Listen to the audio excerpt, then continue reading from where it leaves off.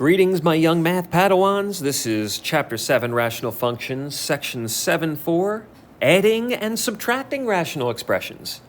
We've dealt with multiplying and dividing rational expressions, and now we're going to talk about what happens when you add or subtract them.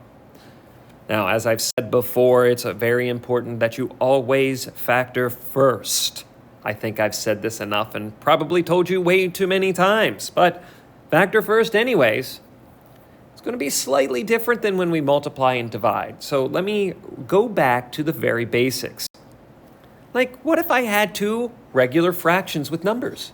17 over 60 plus 19 over 42. How would we add these two fractions together? Well, of course, the first thing we'd have to do is we'd have to look at the denominators. And we'd notice that 60 and 42 are not the same number. Therefore, they do not have common denominators. And our first job would be, in fact, to get a common denominator. Now, I like to look for the least common denominator, not that you couldn't just figure out anything. I mean, you can always, worst case scenario, multiply this first fraction by 42 and this second fraction by 60, and it would in fact get you a common denominator, but not the least common denominator.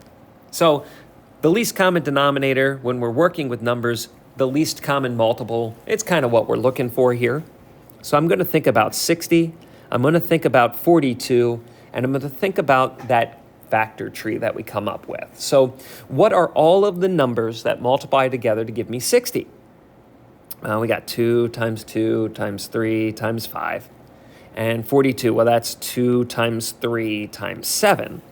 And when I'm looking for the least common multiple, it's always one of each of the factors that we see. So for example, I see 2. I see 3. I see another 2. I see a 5. And I see a 7. So if I take all of those out, my least common multiple is going to be 2 times 2 times 3 times 5 times 7. Notice, I am only using this 2 one time and this 3 one time. It's not in there twice. But the other numbers, this 3, this 5, and this 7, are all there one time as well. When I multiply 2 times 2 times 3 times 5 times 7, I get 420. So my least common denominator is going to be 420. So I'm going to take this 17 over 60, multiply it by something, and I'm going to take the 19 over 42, multiply it by something, so that I can turn those fractions into having a common denominator of 420. Well, what do I multiply 60 by to get it to 420? The answer is 7. 6 times 7 gives me 420. So I'll multiply this 17 over 60 times the fraction 7 over 7. It has to be the same on the top and on the bottom to have an equivalent fraction. You got to go back and remember all that equivalent fraction stuff back. Reach back into your mind. It's still there. 17 times 7 is 119. What about the second fraction? What do I have to multiply 42 by to get it to 420? 10, of course. So 42 times 10 gives me 420. So I have to multiply both the top and the bottom number by 10. So 19 times 10 is 190. So my two equivalent fractions, a different way to write 17 over 60 is 119 over 420. And a different way to write 19 over 42 is 190 over 42. And now that we have a common denominator, I can rewrite my answer. 119 plus 190 gives me 309. 309 over 420 would be my answer. Well, maybe. Now in this problem, I can't, but we would always want to simplify if you can. Okay, and we can't simplify this. There's nothing that can be divided into 390 and 420. So this, in fact, is my final answer for this equation with just regular fractions. Okay, but how does this apply to rational expressions? Let's take a look at a couple examples. First, the easy ones. Don't spend more than 10 seconds on these problems because they're easy. Why are they easy? They're easy because I already have a common denominator. In that first fraction, it's 21 over x. So I don't have to do any work here. I can just write the common denominator, 21x, and I can, just like I can add regular fractions, once we have the common denominator, all I do is add what's on the top. So 5 plus 2, 7. So my fraction ends up being 7 over 21x. But we do have to make sure we simplify this. So if you notice, both the top number and the bottom number are divisible by 7.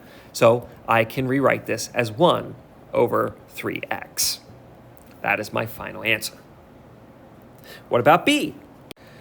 You will notice that they already have a common denominator of x minus 5. So that makes this problem just as easy as the first one. I have the common denominator of x minus 5 already. And all I have to do is add the things that are alike on the top. However, wait a minute, this is a subtraction problem. So what I like to do is I like to change this subtraction to adding the opposite of what's on the top. I've just always liked addition better than subtraction. So I can rewrite this and do 4x plus negative 3, which just ends up being 4x minus 3. Now, be careful. We want to make sure that this is simplified down before I circle it as my final answer. And to do that, I just have to do a quick mental check. Is there anything I can factor out of the top? There isn't, so this is in fact the final answer, 4x minus 3 over x minus 5. But what if they don't have a common denominator? What if, like in this problem, we have 8 over 12x squared plus x over x squared plus x? Oh no, I got to come up with a common denominator. How do I do that when it's not numerical? Well, folks, factor first. I have this 12x squared, and I want you to understand that this is really, if I write it all out in its fully factored form, think of factor trees, it would be 2 times 2 times 3, that's the 12, and x times x. What about the x squared plus x? What would that turn out to be? If I write it in its factored form, its fully factored form, I'd get x times x plus 1. And then just like we were doing things numerically, I'm looking for what do they have in common. And my GCF is, or my least common denominator, not my GCF, my least common denominator will be 1 of everything that I see. So let's see what I see. I see a 2. I see another 2. I see a 3. I see an x that they have in common on both the top and the bottom. I see an extra x up here on the top, and I see an x minus 1 here on the denominator. So what's going to be my least common denominator? My least common denominator is going to be 1 of everything I see. So there's 2 times 2 times 3 times that x that they share times that extra x that's in the top, and then that x minus 1, or x plus 1 that's down on the bottom. So now when I multiply this all together, as here I get 2 times 2 times 3, that's 12. X times x is x squared, and x plus 1 would be my least common denominator. So now it's just a question of how do I make each one of my fractions have that least common denominator. So let's look at that a little closer. I have 8 over 12x squared. What do I need to multiply the 12x squared by to turn it into 12x squared times x plus 1? Well, just an x plus 1. I need to multiply that on both the top and the bottom. Let's look at that second fraction.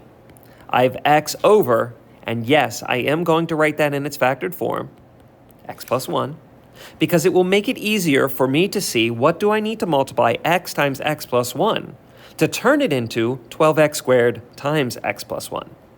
Well, I already have the x plus 1. I already have one of the x's, so I need to multiply it by the 12 and one additional x. So 12x on the top, 12x on the bottom. What do I get then? Well, now I finally have my common denominator in that first fraction. And on the top, now here's where I'm going to do things different on the top than I do on the bottom. On the bottom, I'm going to keep it completely factored out. But on the top, I'm going to multiply things through. So in that first fraction, I'm going to take the 8. I'm going to take this 8 times the x plus 1. So what do I get? I get 8x plus 8. And then my second fraction, I'm going to multiply the 12x times the x and get 12x squared. But I have the common denominator, 12x squared times x plus 1, And on the top, I can add anything that's alike. So I can combine like terms. If there are like terms to combine, there's not here. 12x squared plus 8x plus 8. Now, you might be very tempted to think that we're finished with this problem. Well, I'm not so sure we are. The bottom I have factored, but remember, just like I have to see if this fraction can be simplified anymore.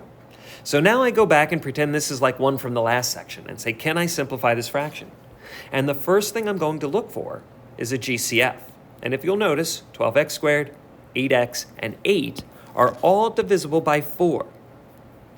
So I'm going to take this up a notch, and I'm going to go over here. I'm going to factor out the 4. And I'm going to get 4 times 3x squared plus 2x plus 2. And then I can put that over top of my denominator that I had, 12x squared times x plus 1. Now, what you should notice is two things. One, this 3x squared plus 2x plus 2, we can't factor that down anymore. So that's good.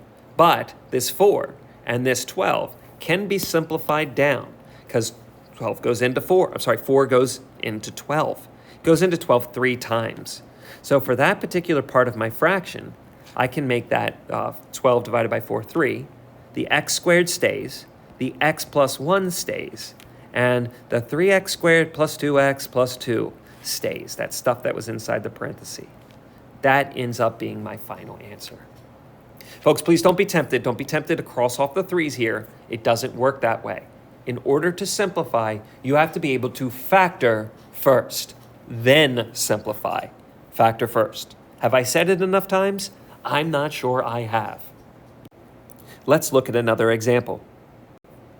5x minus 1 over x squared minus 3x plus 2 minus negative 2x minus 1 over 2x plus 4. Well, I told you, the first thing I like to do, I like to change a subtraction problem to an addition problem. It makes life so much easier. So I'm going to do that first with this problem. So I'm going to change that to an addition sign. That means I have to change all of my signs on the top of that fraction as well. So it becomes plus 2x plus 1. You don't change signs on the denominator, just on the numerator. It will make your life a lot easier.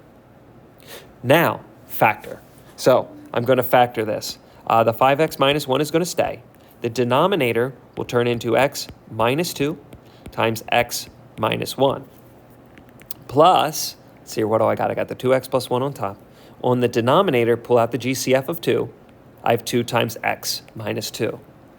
Now, I'm going to kind of shortcut things a little bit. I'm not going to quite do it the same way I did the last time. If you want to go over and write it out like I did last time, that's fine. There's no worries with that. You're allowed to do that. But instead, what I'm going to look at is I'm going to look at everything that I have. I'm going to see that they have a 2x minus 1 in common. I'm going to see that there's an x minus 1 here and there's a 2 here. So my least common denominator is 1 of everything I see. So I see a 2. I see an x minus 2. I see an x minus 1. So that is going to be my least common denominator. 1 of everything that I see. Now it's just up to me to figure out what does each fraction need in order to get it to that common denominator. Like if I look here in this first fraction, I need it to be 2, x minus 2, x minus 1. It already has the x minus 2 and the x minus 1. It just needs the 2. So I'm going to multiply this first fraction by 2 over 2. That'll give me 10x minus 2 on the top of that other fraction. What about my second one? If I look, it has the 2. It has the x minus 2. It needs the x minus 1. So I'm going to multiply both the top and the bottom by x minus 1. Now be really careful. I'm going to put that in a set of parentheses because I need to remember on the top of this second fraction, I'm going to have to FOIL. So be really careful there. We're going to have to FOIL up there.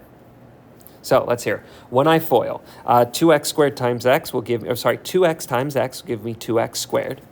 I'll have the outsides, which will be 1x. Minus 2x will give me negative x. And then I'd have 1 times negative 1, which will give me negative 1. They have a common denominator. So now I'm going to go over here. I'm going to rewrite this over just that one common denominator. And that's here. I'll combine my like terms. So there's nothing with the 2x squared. I have the 10x minus x, which give me plus 9x. And I have the negative 2 plus the negative 1, which is negative 3. I'll look at that 2x squared plus 9x minus 3 just to see if I can factor that out. I can't think of any way to factor that. So this, in fact, will be completely factored and finished. And the final answer. It's not a lot of difference that I can show you here. It's all about coming up with that common denominator. So it's going to require a little bit of practice for you. So this is a little bit more than what I give you at one time to go through and do. But, you know, first couple are easy. Number 1, number 2, and number 3, pretty easy. Hint, hint. You're going to have to do a little bit more work with 4, 5, and 6. So pause the video right now. Take a look at these 6 problems. See if you can come up with them. And, of course, I will certainly show you the answer momentarily. Pause the video. I'll be here when you get back. All right, so this one's one of those easy problems where we already have the common denominator. It's both 12x and 12x there, so all we have to do is rewrite our fraction where we actually do the 8 minus 5, and 8 minus 5 is 3. We get 3 over 12x. But that can be simplified down more. 12 is divisible by 3, so my final answer will be 1 over 4x when it's all said and done. Again, in this problem, we already have a common denominator. As I told you, one of the things I like to do is I like to change the subtracting to adding the opposite. It makes it a little bit easier to see that this is, in fact, 4x minus x on the top, which is 3x.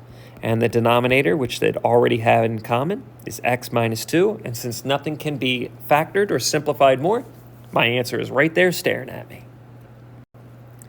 Next problem, again, still have a common denominator of x squared plus 1. On the top, let's see here. I like to change my sign. So again, that's a plus, and I'll change all of my signs up there on the top and rewrite that as 2x squared minus x plus 2. I just need to real quick mentally check to make sure 2x squared minus x plus 2 can't be factored down anymore. And since there are no numbers that multiply together to give me 4 and add together to give me negative 1, it cannot be factored more. So that is, in fact, the final answer. Okay, these last 3 are going to have a little bit more work associated with them. I'm going to actually have to figure out what the common denominator is. But in this case, since 4x and 7, there's no way to break those down anymore. I know that my common denominator is going to be what happens when I multiply them by each other.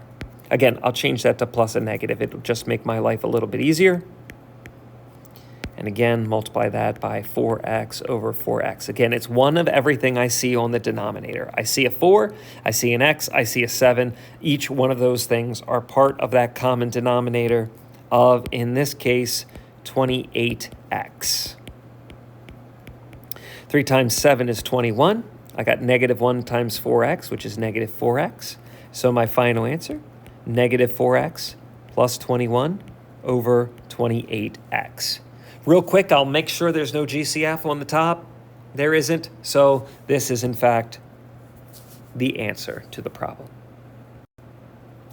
Number 5 here, 1 over 3x squared plus x over 9x squared minus 12x. Hard for me to see what the GCF could possibly be here, so I'm going to factor out my denominator. I'll factor first here. I could pull out the GCF of 3x. That'll give me 3x minus 4 left on the denominator. And now I'll figure out what that least common multiple would be for both of them so that I can create the least common denominator. It's one of everything I see on the bottom.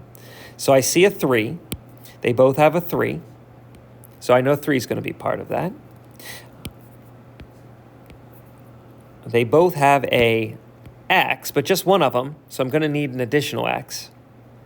So let me just highlight maybe the 2 up there. And then a 3x minus 4. That's what they'll need. So let's see here. So my common denominator will be 3x squared and 3x minus 4. It needs all of that stuff. Let me just write that again. 3x squared times 3x minus 4. Now it's up for me to figure out what do I need to multiply each one of those fractions by so that it creates the common denominator. Well, this first fraction needs a 3x minus 4 on the top and the bottom. And this second fraction simply needs an x. So I'll multiply by that x. So here, that'll give me 3x minus 4 here, because that's what happens when I distribute the 1. And x times x will give me x squared up there on the top. I'll now add my two fractions together. I get x squared plus 3x minus 4 over 3x squared times 3x minus 4. Real quick, I'll see if the top can be factored down. Think if there's two numbers that multiply together to give me negative 4 and add together to give me positive 3. Hey, there actually is here. So I can take that top and multiply it or write it out as x plus 4 times x minus 1. But if you see, there's actually nothing on the top and the bottom that can be simplified down, so that will be my final answer. I actually wouldn't need it to factor it. That would be just as good as a final answer, but if you factored it out, you can keep it at what's circled there in that box. Last one, x over x squared minus x minus 12 minus 5 over 12x minus 48. I'll change that to adding the opposite. I'll factor my denominator, that first fraction. Let's see here. I get x minus 4 times x plus 3. My second fraction, I have that negative 5 up on the top. I can factor out a 12. Factor out the 12, I'm left with x minus 4. So the common denominator is 1 of everything I see on the denominator. Let's see here. What do I see? I see an x minus 4 that they have in common, so that'll be part. Then I see an x plus 3 and a 12 that they don't share that I'll need to make sure the other fraction gets. So let's see here. This first fraction, I'll multiply by 12 over 12, give it what it doesn't have. This second fraction, I'll multiply by that x plus 3 over x plus 3. Again, give it what it doesn't have. And let's see here. I'll get 12x over 12. Sorry, let's fix that. 12 times x minus 4 times x plus 3 plus negative 5 times x plus 3 over 12 x minus 4 x plus 3. Let's see here. I'll get 12x. That first fraction is not going to change at all. That's the second fraction. I'm going to distribute through that negative 5. So that'll give me negative 5x minus 15 on the top. The denominator doesn't change. That will allow me to combine some like terms. So let me work up here a little bit now. So I got the 12x plus the negative 5x, which will give me 7x. And then minus 15 on the top. And let's see here. That'll give me a 12 and an x minus 4 and an x plus 3 on the denominator. Since I can't factor anything out of the top, that's my final answer. All right, folks, if you have any questions, make sure you get them answered. And thanks for watching. See you soon.